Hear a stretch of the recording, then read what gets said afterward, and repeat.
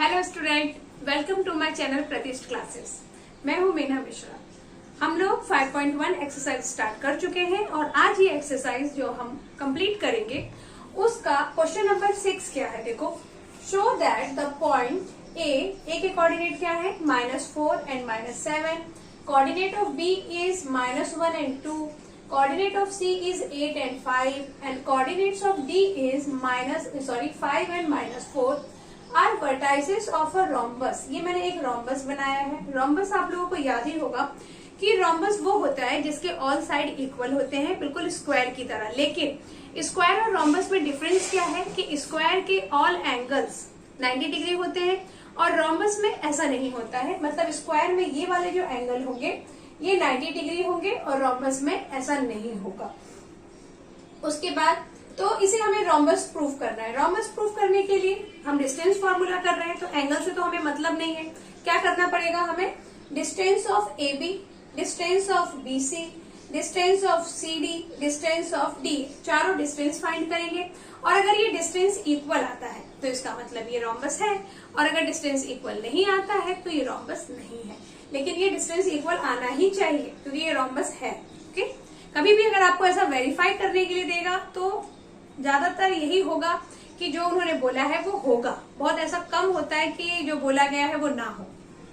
खैर, तो इसको हमें रोम्बस प्रूफ करना है। तो डिस्टेंस मैंने यहाँ पे डायग्राम बनाया हुआ है और ये वर्टाइसेस के कोऑर्डिनेट्स भी लिख दिए हैं। अब इसका हम डिस्टेंस फाइंड कर लेते हैं। पहले तो हम ये देखें कि रोम्बस प्रूफ करने के लिए हमें क्या करना है। तो क्या लिखे? Points A, B, C, D are vertices of a rhombus ABCD if क्या? Distance of AB is equal to distance of BC is equal to distance of CD is equal to distance of D। अगर ऐसा होता है तो इसका मतलब वो उसका वर्टाइसिस है। तो अब हम देखेंगे कि कैसा होता है कि नहीं। तो डिस्टेंस ऑफ ए बी पहले फाइंड करें, तो यहाँ लिखेंगे हम बाय डिस्टेंस फॉर्मूला। हमारा डिस्टेंस फॉर्मूला क्या है? रूट x2 माइनस x1 का whole square plus y2 minus y1 का होल स्क्वायर। ये हमने लिख दिया डिस्टेंस फॉर्मूला। अब हम डिस्टेंस फाइंड करना शुरू करेंगे। तो distance of A B is equal to root x2 minus x1 का होल स्क्वायर। इसको x1 y1 ले लो, सॉरी इसको x2 y2 ले लो और इसको x1 y1 ले लो। ऐसा मैंने आपको पहले भी बताया हुआ है कि आप किसी को भी x1 y1 और किसी को भी x2 y2 ले सकते हैं। तो मैं इसको x2 y2 और इसको x1 y1 ले रही हूँ। तो x2 यानी -1 minus minus plus 4 plus y2 2 और ये क्या हो जाएगा? माइनस माइनस प्लस 7 का होल स्क्वायर। ये करेक्ट है? x2 माइनस x1 का whole square plus y2 minus y1 का होल स्क्वायर। तो यहाँ ये 4 माइनस में था तो इसलिए ये प्लस हो गया, और 7 भी माइनस में था तो वो प्लस हो गया, क्योंकि फॉर्मूले में भी एक माइनस हमारे पास है। अभी इसको आगे हम सॉल्व करेंगे तो क्या आ जाएगा? 4 माइनस 1 इज 3 का स्क्वायर करेंगे तो 3 3 जा 9 प्लस 7 प्लस 2 9, फिर 9 का स्क्वायर करेंगे तो 9 9 जा 81। अब इसको आप प्लस कर दो तो 81 प्लस 9 इज रूट 90। ये आ गया डिस्टेंस ऑफ ए बी। अभी हम फाइंड करेंगे distance of B C. Distance of B C मतलब ये बी और ये सी। यहाँ मैं इसको x2 y2 इसको x1 y1 ले लेती हूँ। तो क्या होगा? x2 माइनस x1 का whole square plus y2 minus y1 का होल स्क्वायर। तो 8 प्लस 1 इज 9, 9 का स्क्वायर 81 प्लस 5 माइनस 2 इज 3 और 3 का स्क्वायर 9। तो यहाँ तो अपना आ गया रूट 90। ये तो दे रहा है। डिस्टेंस ऑफ ए बी और डिस्टेंस ऑफ बी सी तो करेक्ट है। आगे देखते हैं डिस्टेंस ऑफ सी डी। तो डिस्टेंस ऑफ सी डी में क्या हो जाएगा? C और ये D, इस बार x को x2 y2 और इसको x1 y1 ले लो। तो 5 माइनस 8 का होल स्क्वायर प्लस -4 -5 का होल स्क्वायर। तो अभी देखो क्या है, 5 माइनस 8 -3 का स्क्वायर 9, और यहाँ क्या होगा -4 और -5 इज -9, और -9 का आप स्क्वायर करेंगे तो प्लस में ही आएगा आंसर, ये तो आप जानते ही हैं। तो ये भी √90 आ गया। और ऐसे ही हम अब फाइंड कर लेंगे डिस्टेंस ऑफ DA। तो डिस्टेंस ऑफ DA क्या हो जाएगा, x2 माइनस x1 का होल स्क्वायर यानी 5 प्लस 4 का होल स्क्वायर प्लस -4 प्लस 7 का होल स्क्वायर। तो ये भी आपको देख के लग ही रहा है कि 5 प्लस 4 यानी 9 का स्क्वायर 81, 4 माइनस 7 3 का स्क्वायर यानी 9, यानी DA भी हमारा √90 आएगा। तो ये चारों डिस्टेंस हमारे इक्वल आ गए। तो इसका मतलब क्या हो गया कि ABCD is a vertices of rhombus ABCD। ये आपको लिखना है आगे, ठीक है। इतना आप लोग समझ गए, आगे का लिखना भी आप समझ गए कैसे लिखेंगे। ओके, अभी आगे के question. Question number 7, find x if distance between point L and M is 10। दोनों के बीच का डिस्टेंस हमें दिया हुआ है इस बार, और x की वैल्यू फाइंड करना है। तो थोड़ा अलग है ये, सबसे हम डिस्टेंस फार्मूला यूज कर रहे थे, इस पर भी हम डिस्टेंस फार्मूला यूज करेंगे, बट इसमें हम डिस्टेंस फाइंड नहीं करेंगे क्योंकि डिस्टेंस इज ऑलरेडी गिवन। तो कैसे सॉल्व करेंगे आप इसको, क्या दिया हुआ है, distance between point L and M is 10, L x 7 और M दे दिया हमको 115। तो यहां हम लिख दें by using distance formula. Distance formula क्या है, √x2 माइनस, ये आपको लिखना है हमेशा फॉर्मूला, x2 माइनस x1 का whole square plus y2 minus y1 का whole square. Let x2 is equal to, इसको x2 y2 ले लेते हैं, इसको x1 y1 ले लेते हैं। x2 is x, y2 is 7, x1 is 1 and y1 is 15। ये हमने ले लिया। और डिस्टेंस तो गिवन है, distance of LM is equal to 10, ये चीज हमको गिवन है। अभी फॉर्मूला लगा देते हैं, distance of LM is equal to root क्या आएगा, x, फॉर्मूले में सीधे वैल्यू पुट कर दो, LM is equal to x2 minus x1 का होल स्क्वायर, तो x2 यानी x माइनस x1 का होल स्क्वायर प्लस y2 यानी 7 माइनस y1 का होल स्क्वायर। ये तो हमने लिख दिया। ये हमें 10 दिया हुआ है, 10। अच्छा, एक काम हम कर सकते हैं कि इसका जो ये रूट है, तो ये रूट को इधर स्क्वायर कर दें, तो इस पे स्क्वायर हो जाएगा, और ये हो जाएगा x माइनस 1 का स्क्वायर प्लस 7 माइनस 15 का स्क्वायर। यहाँ हमने क्या किया, स्क्वायरिंग बोथ साइड, दोनों तरफ अगर आप स्क्वायर करते हैं तो इसको स्क्वायर करेंगे तो रूट का नंबर जब रूट के नंबर के साथ मल्टीप्लाई होता है तो रूट हट जाता है और यहाँ पे स्क्वायर लग जाएगा। ये तो आप लोग जानते ही हैं। तो ये हमने LM का 10 लिख दिया क्योंकि डिस्टेंस गिवन था, और ये सब ऐसे लिख दिए। अभी 10 स्क्वायर मतलब 100, इसको a माइनस बी के होल स्क्वायर से खोल लो, तो x square minus 2x plus 1, और यहाँ क्या हो जाएगा 7 माइनस 15 कितना आ जाएगा 8, माइनस 8 का स्क्वायर करेंगे तो 64 आ गया। इसको अब आप सॉल्व करेंगे तो आंसर क्या आ जाएगा, 100 is equal to x square minus 2x plus 65। एक काम आप और कर सकते हैं, x square minus 2x plus 65, 100 को इधर ले जाओ, माइनस 100 इज इक्वल टू 0। तो x square minus 2x minus 100 में से 65 माइनस करो तो 10 माइनस 5 इज 5, 9 माइनस 6 इज 3, 35। अब इसको फैक्टराइजेशन मेथड से, फॉर्मूला मेथड से, कंप्लीट स्क्वायर मेथड से, जैसा आपको सॉल्व करना है इस इक्वेशन को हम सॉल्व करेंगे और देखेंगे कि हमारा आंसर क्या आता है। तो देखो फैक्टराइजेशन मेथड यूज करते हैं, -35 चाहिए यानी कि 35 का फैक्टर। तो 35 का फैक्टर 7 और 5 हो सकता है, 7 5 तो 35 और 7 में से 5 आप माइनस करेंगे तो 2 आ जाएगा। मतलब अगर हमें -35 चाहिए तो हम -7 और +5 ले लेते हैं। -7 क्यों लिया हमने, क्योंकि हमें -2 चाहिए। अगर हमें यहाँ +2 चाहिए होता तो हम यहाँ +7 और -5 लेते हैं, क्योंकि ये आपको पता है कि 7 में से 5 अगर आप माइनस करते हैं तो 2 तो आएगा ही, बट साइन किसका आएगा? बिगर नंबर का, इसलिए साइन 7 को माइनस में लेना जरूरी है। अब इसको सॉल्व करो तो 2x की जगह पे हम क्या लिख सकते हैं? -7x + 5x - 35 is equal to 0। ये तो आपको आता ही है फैक्टराइजेशन मेथड। यहाँ से x कॉमन ले लो तो x - 7, यहाँ से 5 कॉमन ले लो तो x - 7। अब ये दोनों ब्रैकेट हमारे सेम आए, मतलब हम राइट हैं, और ये आ गया x + 5। एक बार आप क्या लिखोगे? x - 7 इज इक्वल टू 0, यानी x इज इक्वल टू 7, और एक बार आप लिखोगे x + 5 इज इक्वल टू 0, यानी x is equal to -5। Find x of distance between point this and this. तो x क्या हो सकता है? 7 भी हो सकता है और -5 भी हो सकता है। एक बार इसका आंसर चेक करेंगे तो आंसर करेक्ट है, आप लोगों ने भी देख ही लिया होगा। ओके, समझ में आ गया सब कैसा किया हमने? कुछ भी अलग नहीं किया है, डिस्टेंस फॉर्मूला लगाया। डिस्टेंस फॉर्मूला क्यों लगाया? क्योंकि हमें डिस्टेंस गिवन था, और ये आप लोग जानते हैं कि जो भी चीज दी होती है क्वेश्चन में और अगर उसका फॉर्मूला है तो पहले आपको वही यूज करना है।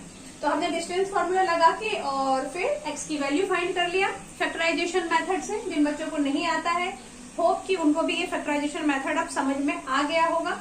ओके, अभी देखते हैं इसका लास्ट क्वेश्चन। अभी लास्ट क्वेश्चन देखो, show that the points A, B, C जिनके कोऑर्डिनेट्स गिवन है are vertices of an equilateral triangle. Equilateral triangle क्या होता है? जिसके ऑल साइड इक्वल है, ऑल 3 साइड इक्वल। तो डायग्राम में भी आप लोग को दिख ही रहा है, ऑल 3 साइड इक्वल है, इक्विलेटरल ट्रायंगल। इसको प्रूफ करना है, वो हम कैसे प्रूफ कर पाएंगे? बहुत आसान है, आप समझ ही गए होंगे कैसे प्रूफ करना है। अगर A का कोऑर्डिनेट क्या है? 1 2, B का कोऑर्डिनेट है 1 6 और C का कोऑर्डिनेट है 1 + 2√3 देन 4। इसका कोऑर्डिनेट थोड़ा अलग टाइप से दे दिया है कॉम्प्लिकेटेड करने के लिए, लेकिन कुछ भी कॉम्प्लिकेशंस नहीं है, हम लोग बड़े आराम से इसको सॉल्व करेंगे। अभी आप देखेंगे इसको। तो हमें प्रूफ क्या करना है कि distance of AC is equal to distance of BC is equal to distance of BA। अगर ये तीनों डिस्टेंस इक्वल है, मतलब ABC is a vertices of equilateral triangle. तो वही चीज हम यहाँ लिख देंगे सोल्यूशन में, ऊपर ऑलरेडी लिखा हुआ है मैंने। हम क्या लिखेंगे? Point A, B, C are vertices of equilateral triangle if distance of AB is equal to distance of BC is equal to distance of CA। अगर ये डिस्टेंस इक्वल है तो इक्विलेटरल ट्रायंगल का वर्टाइसेस है। तो चलो देखते हैं। पहले अच्छा यहाँ पे लिखना पड़ेगा by using distance formula. By using distance formula, और वो डिस्टेंस फॉर्मूला क्या है वो भी लिखेंगे हम। x2 - x1 का whole square plus y2 - y1 का होल स्क्वायर। आप लोग भी ये हैबिट डालो, जितने बार भी क्वेश्चन करना है उतने बार फॉर्मूला लिखो, क्योंकि एक तो फॉर्मूले के मार्क्स होते हैं एग्जाम में, ये तो आपको पता ही होगा। और आप बार बार फॉर्मूला लिखेंगे तो आपको अलग से उसको लर्न करने की जरूरत नहीं है, वो वैसे ही आपको लर्न हो जाएगा। तो ये हमने डिस्टेंस फॉर्मूला लिखा। अभी इसी फॉर्मूले को यूज करके हम डिस्टेंस फाइंड करने वाले हैं। तो किसका डिस्टेंस पहले फाइंड कर ले? AB।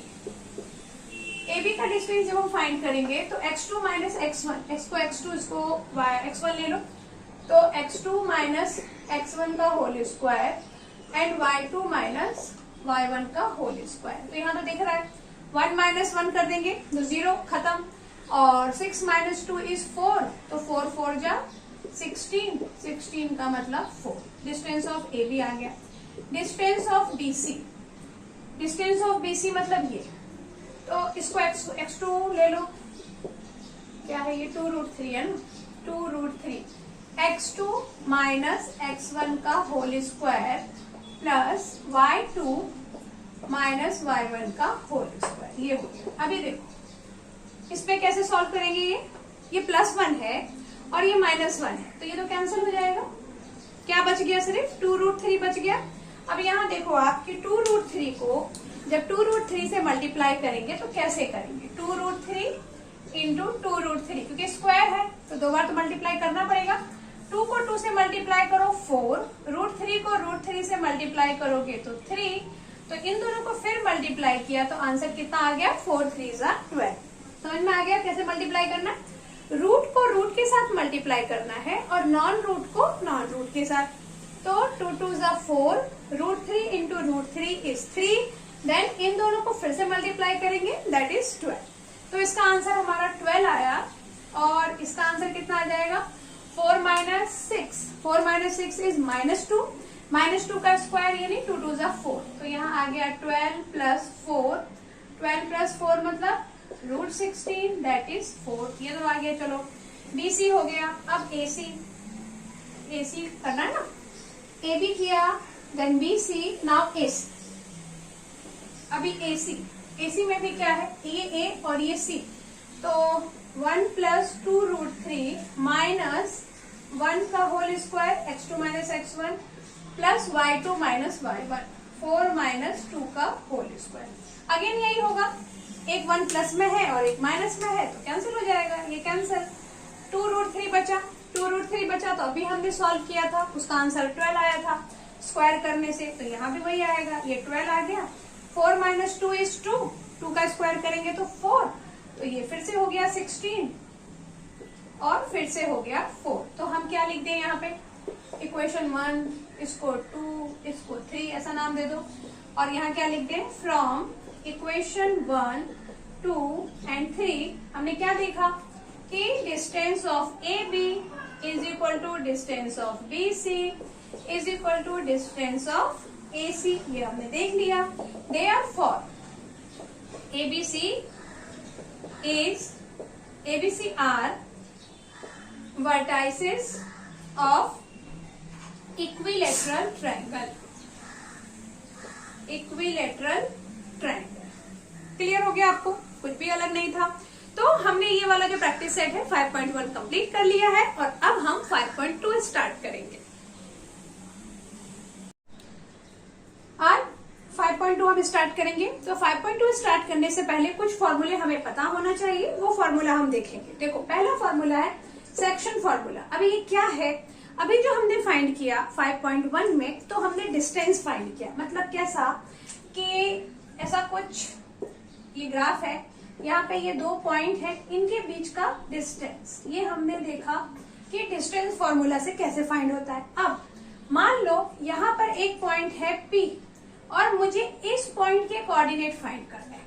मुझे A और B इसका कोऑर्डिनेट पता है, इसका x1 y1 है और इसका x2 y2 है, और मुझे इस P का कोऑर्डिनेट फाइंड करना है जो इस AB के बीच में या किधर भी, AB लाइन के पास किधर भी ये एक पॉइंट P है जिसका मुझे कोऑर्डिनेट फाइंड करना है। तो वो मैं कैसे फाइंड करूंगी, उसके लिए हम लोग ये फॉर्मूला यूज करेंगे, सेक्शन फॉर्मूला।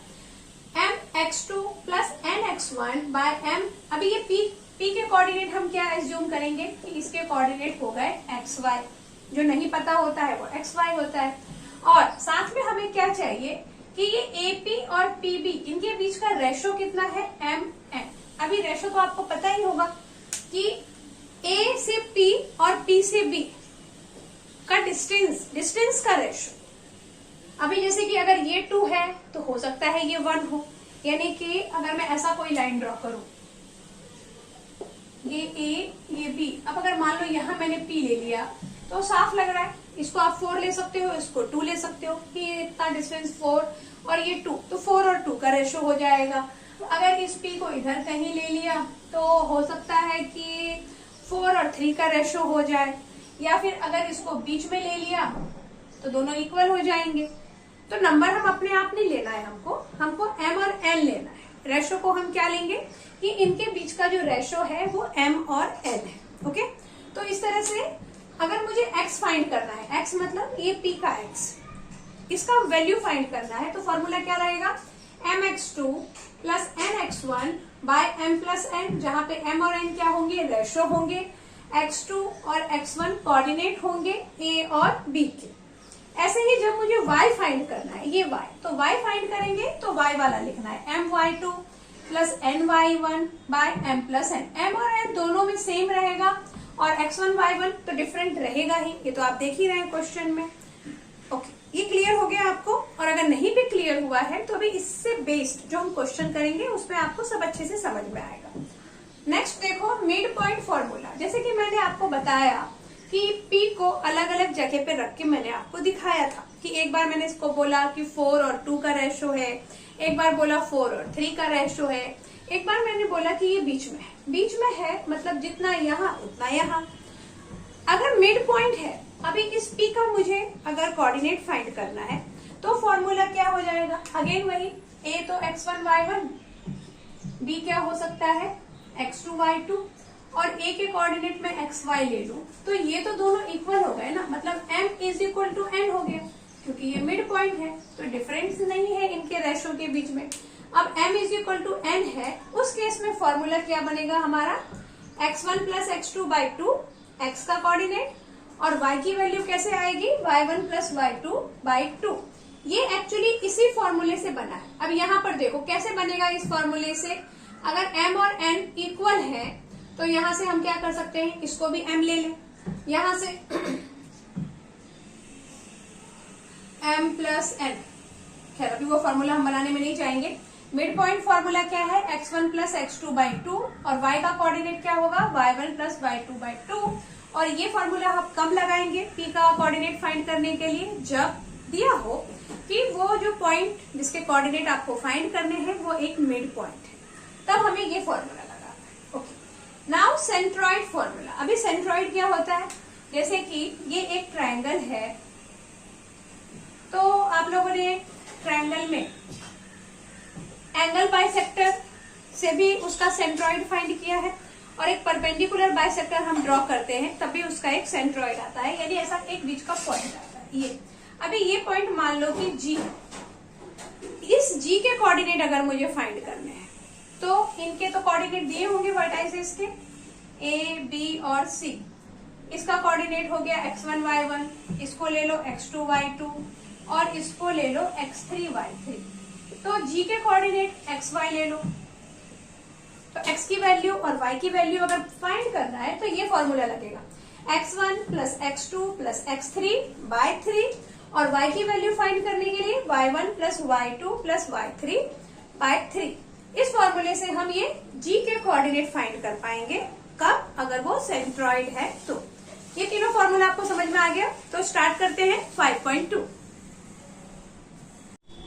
तो क्वेश्चन नंबर 1 क्या है? Find the coordinate of the point P if P divides the line segment joining the point A and B in the ratio 2:3। यानी अगर ऐसा हमारे पास दो पॉइंट है that is A and B, और इसको ज्वाइन करने वाला ये जो लाइन सेगमेंट है, यहाँ पर P एक पॉइंट है जो इस लाइन सेगमेंट को 2:3 के रेशो में डिवाइड कर रहा है। ओके, अब A के कोऑर्डिनेट क्या होगा? -1 एंड 7 दिया हुआ है, और B का कोऑर्डिनेट हो गया 4 -3। तो हमें इस P का कोऑर्डिनेट फाइंड करना है। तो अभी देखा था हमने कि हम P का कोऑर्डिनेट क्या लेने वाले हैं? x, y। तो क्या लिखेंगे हम? Let coordinates of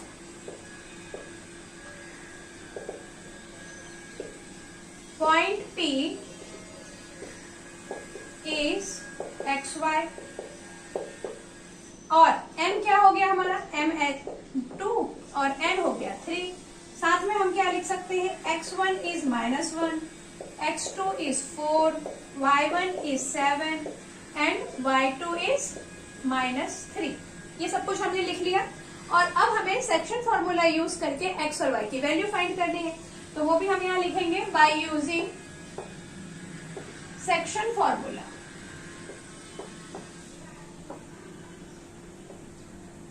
bye using section formula, x is equal to क्या है formula? mx2 plus nx1 by m plus n। ये हमारा सेक्शन फॉर्मूला था। m, n, x2, x1 सब है हमारे पास। वैल्यू पुट करो और आंसर लाएंगे हम। तो x is equal to m, m is 2, x2 कितना था? x2 लिया हमने 4 plus n is 3 and x1 is -1।